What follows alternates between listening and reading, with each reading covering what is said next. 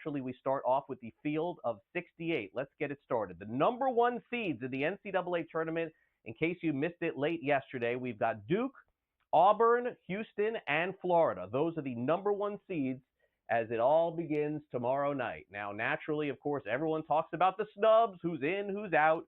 The last four in: Texas, North Carolina, Xavier, and San Diego State. Those are the last four in. The first four out: West Virginia seemed like that was a team that should have made it. Indiana, Ohio State, and Boise State. Now, the tournament, of course, begins on Tuesday night and Wednesday with the first four. They'll play those games in Dayton, Ohio. North Carolina, a controversial entry into the tournament. They will take on San Diego State, where UNC is 3.5-point favorites.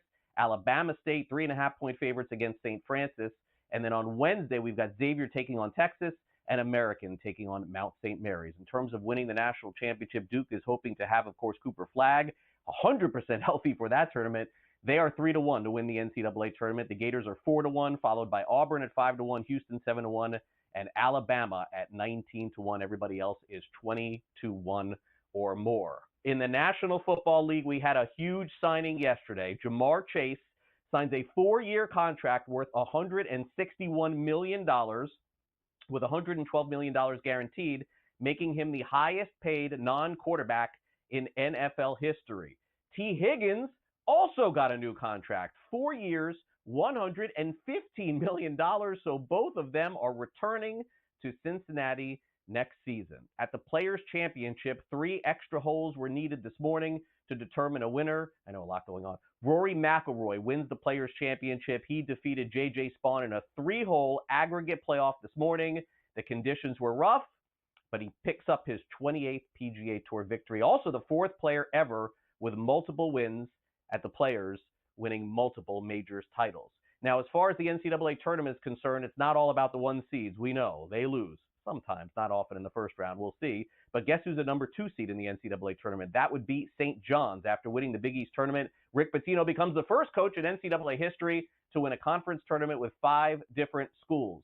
They, along with Alabama, Michigan State, and Tennessee, will be the number 2 seeds in the NCAA tournament, and St. John's will take on Omaha on Thursday.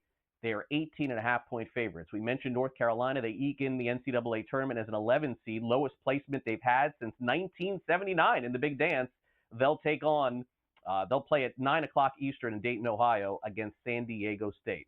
There were some coaching news and notes yesterday, by the way, after some of the ramifications from the tournament in terms of the conference. Iowa has decided to move on from their head coach, Fran McCaffrey. He coached there for 15 seasons, 297 wins, most in Iowa history. Also, Villanova parts ways with Kyle Neptune. The Wildcats went 54-47 during Neptune's 3 seasons there. SEC's 14 is a new NCAA record. Previous most Big East was 11 in 2011. SEC had 14, Big Ten 8, Big 12 7, Big East 5, ACC 4, Mountain West 4, and yeah, the WCC. You know those teams, St. Mary's, Gonzaga. They get in the NCAA tournament as well. As far as the women's tournament is concerned, 68 teams getting ready for their big dance coming up this week. UCLA, South Carolina, Texas, and USC are all the number 1 seeds. Stanford, by the way, missed the big dance for the first time since 1987. UConn and South Carolina are the favorites to win the women's tournament. Now, over in the National Football League, we also had a signing this morning. The top free agent is off the defensive back market. Derek Stingley Jr. is now the highest paid defensive back in the NFL. 3 years, $90 million, and he is one of the very best in the defensive backfield for the Houston Texans. Meanwhile, Cooper Kupp signs a 3-year, $45 million contract with the Seattle Seahawks. He leaves the Rams and gets the multi-year deal that he was asking for. The Dallas Cowboys are looking for a new backup quarterback. Cooper Rush is going to be the backup to Lamar Jackson this coming season. He signs a 2-year deal there. Jordan Mason was traded by the 49ers to the Vikings for a 6th-round pick. Mason immediately got a new contract extension. So the 49ers looking for a backup to Christian McCaffrey. And the 49ers have also decided to bring back Kyle Juszczyk on a 2-year contract, $8 million. Meanwhile, Kirk Cousins looks like he's staying with the Atlanta Falcons, at least for the time being. Looks like Michael Penix will start. Maybe Cousins will be the backup. At least that's for now. Draft's coming up next month. In the NBA last night, the Magic beat the Cavaliers 108-103, the final. Big win for them. Cleveland's 16-game winning streak officially is over. Pablo Banchero, 24 points, 11 rebounds, 7 assists. Cavs, by the way, still hold a very big lead, 7.5 games for the number one seed with the season coming to an end. The Lakers snap a 4-game skid with a 107-96 win over the Suns. Luka had 33 points, 11 rebounds, 8 assists. The Lakers are 17-1 to win the NBA Finals, and the Suns are now in 11th place out of 14 with 14 games remaining. J.J. Redick really happy with the performance considering how poorly they played on the road. It was good for them to get a win at home. It is very abnormal for a team to come back from an East Coast trip and that next game, a day after the trip, come out with more energy than the other team and play harder than the other team. On top of that, we had a back-to-back, and we lost a crushing game on Friday night. Our locker room, that was dispiriting to lose that game. It was disheartening. And for our guys to come back with an early start and be the harder playing team from the beginning, that to me says everything about our group. Meanwhile, James Harden had 31 points. The Clippers dominated the Hornets. Final score 123-88. Harden 31 points, 10 rebounds. Kawhi Leonard had 23. Hey, the Thunder win without Shai Gilgeous-Alexander getting 40 points. Seems like that's been a regularity. He went 0 for 5 from 3. Still had 31 points and 8 assists. Huge favorite to win the NBA's MVP. The Thunder beat the Bucks 121-105. Mark Daigneault, the head coach, talking about SGA's performance. Despite not having a big one, they still pick up the win. Yeah, he shot the 3 well, this season, and he couldn't really find that tonight. He got great luck at the end of the half. I know he was mad about that not going down, but he just has a great blend and found his stuff in the flow of the game. Yeah, he didn't, I think, play his best offensive game tonight, but still had a very steady hand. We gutted this one out, physically. That game last night, we've been on the road really since All-Star break, and then the game last night was a ball. And, there are a lot of, Caruso's getting over his sickness. Wiggins is getting over his sickness. Guys are banged up. And we played hard minutes last night, including Shai. And so to drum it up against a team like this on the road is really impressive.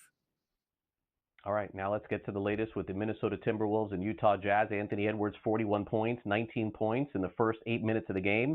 Minnesota's still the number 7 seed in the West. Also, good news for the New York Knicks. If you consider 1 to 2 weeks a good news situation for Jalen Brunson, that's the situation with the ankle sprain. Initially, they said 3 to 4 weeks. This sort of fits within the timeline there. Major League Baseball is getting set for opening day overseas, but the Dodgers will not have Mookie Betts for that series against the Chicago Cubs. He's not going to play due to an illness, and LA is considering sending him home early and not playing at all in this series as they get ready there. Opening day, by the way, for Major League Baseball is coming up a week from Thursday. All right, welcome back to Newswire. Pat Evans is with us from Legal Sports Report. You're not going to be able to find Pat anywhere except for watching the NCAA tournament. It's his time of the year for Michigan State, coming up a little short in the conference, but again, number 2 seed in the NCAA. We'll save all this for next week. We'll see how it goes. Pat, thanks for coming on the show. Appreciate it. Yeah, thanks as always, Greg. Yeah, I'm not too mad about the Spartans losing there in the Big Ten semifinals. That's an extra day of rest. That didn't mean anything and didn't affect the seed at all, I don't think. So, you know what? I'm okay. Heading into Friday with very, very high hopes. Yeah, I would agree. The Spartans were great up until that very last game there. All right, so let's get to the latest in Missouri. They legalized sports betting. Still not live. Still waiting for this to pop. Is it possible this happens for football season? Yeah, so just to catch everyone up, if you haven't been paying attention to this show when I'm on for the last, 3 years now, Missouri took forever to legalize. It went to the ballot. It was on the ballot in November. The voters said yes, barely. It was 50.05% in favor of sports betting. Verified in December, and now it's started getting going, and earlier this year, the rules were sent to the executive branch, the Secretary of State and the governor and the like. Secretary of State Denny Hoskins, a foe of sports betting in Missouri, if we've followed that storyline at all, said, hey, you can't have emergency rules. This is not okay. So that put a damper on the hopes that it could launch in time for, or at least during baseball season or the start of baseball season. And it pushes the timeline to the rules being enacted in August 30th, which is just a few days before the NFL season starts. And this week we got news from the Missouri Gaming Commission that posted on their website that they're going to begin taking applications next month, that they're working with the stakeholders in the industry to say, hey, let's get this done. And I mean, we've seen a lot of states go from that time frame of April or May to launching in time for the football season. Of course, those licenses aren't really doled out until the rules are in effect, which again is August 30th. So it is going to be an interesting timeline. If it's super efficient, if they get everything in order, I could see them launching in that first weekend of the NFL season, which of course would be great for bettors. It'd be great for the industry, be great for the state of Missouri for their tax purposes. The Missouri Gaming Commission does want to be careful. They're saying they're going to be live by the December 1 deadline that is in the ballot question. They don't want to make any promises that they will be live for the NFL season. So they're trying to be very careful with the wording that they're putting out there. But again, from watching dozens of states launch, this seems like a familiar timeline that, it would not surprise me if they're up and running, if not the first week of the NFL season, a couple weeks in. All right. So now that would be good news. The other good news for people who are betting on sports in the state of Ohio is it looks like this tax rate that they're trying to hike, like, New York, and get this a little bit higher, may not happen. So, the other thing, Pat, too, is that I wonder how the sportsbook operators pivot from this when they don't get, the tax rate that they want. They're sort of stabilized here, but how will sort of the state react to all of this? Yeah, this is an interesting kind of thing because Governor Mike DeWine in Ohio has doubled sports betting tax rates before. I mean, back in 2023, put it from 10% to 20% in his budget. And that was just months after the sports books launched there in the Buckeye State. And again, he comes out again this year saying, let's double it again in the budget. We need tax revenue. Let's go ahead and raise it from 20 to 40%, which to your point is still below that New York 51%. But you can tell the industry does not. They always put out statements when there's proposed tax rate increases, and that's no different here. This proposed rate would go towards funding new stadium upgrades and new stadiums in Ohio. So it's pretty interesting. But this week, or last week, I guess it's Monday, said, one of the lead lawmakers in the budget discussions in the committees, he said, basically there will not be any tax rate increases in this budget. He's a Republican, so is Governor DeWine, but as we know, Republicans do not like tax increases generally. And, it was marijuana taxes and also cigarette taxes. So kind of a lot of potential tax increases in Ohio, but again, a lead lawmaker in the discussion said, nope, that's not going to happen. A few other legislative leaders kind of took back and said, well, we got to discuss this a little bit and see what happens and where things shake out. And, these have to be right for the Ohio citizens. So yeah, it's again going to be a process, but it's certainly not the only state we've seen. Governor Wes Moore in Maryland also proposed doubling from 15 to 30%.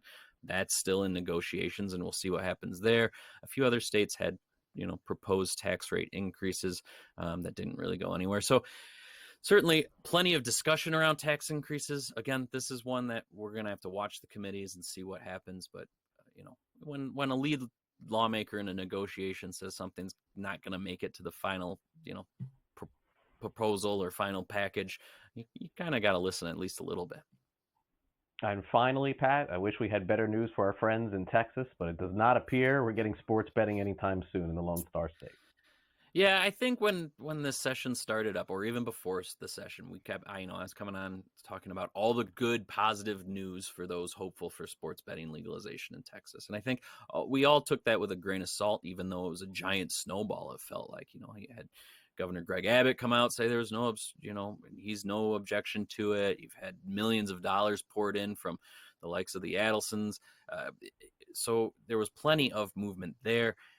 In recent weeks, it's kind of snowballing the other way. Of course, the whole time, Lieutenant Governor Dan Patrick's been presiding over the Senate. We've all known all along that he's not going to call it up for a vote unless there's a majority of Republicans in the Senate who support it. And the GOP platform in Texas is anti-gambling. So Dan Patrick was an immovable object to begin with. But then you look back at 2023, there was a sports betting bill that passed the House. And so there was hope that you could at least make it that step again in 2025. But, we had one representative a couple weeks ago come out and say, no, this is dead. It's 6 feet under. We're going to make sure it doesn't pass the House. Well, last week, a group of new freshman Republican representatives came out, sent a letter to the committee that it would likely start in. There is a bill, of course, working. It hasn't been assigned to a committee, but the committee it would likely start in sent the chairman a note that just said, hey, we oppose this. We're a dozen new lawmakers who replaced lawmakers who voted for it in 2023, and we're against it, so it's dead. And that was essentially what it came out to. Again, that's 12 lawmakers that voted for it in 2023 were replaced with these lawmakers, and it barely, just by one vote, surpassed the 2/3 majority that it needed to pass the House in 2023. So if you're doing the math there, unless there's a bunch of new votes that just came out of thin air, it doesn't seem like the votes are there in the House again. So Texas, for those who are hopeful, it doesn't seem great news in the Lone Star State coming out of there, the House of Representatives, if you're looking to even get back to where you were in 2023. Is that terrible in the long run? No, again, because Dan Patrick's still there, and we didn't expect it to go through the Senate anyway. So it's going to be waiting till 2027, at least in Texas, it seems like, because, of course, the legislature only meets every other year. So that's there. But I should note last week in Hawaii, a kind of a surprising state, it passed sports betting, passed the House, and it's now passed 2 Senate committees. And so who knows? Hawaii could be just under the radar and surprise everybody out there. Yep, I would agree. And it could be interesting to see if anybody out west gets something done as far as sports betting is concerned. Pat, great stuff as always. Enjoy the hoops this week. Maybe I'll catch up with you soon. Thanks again for coming on. Yeah, thanks as always, Craig.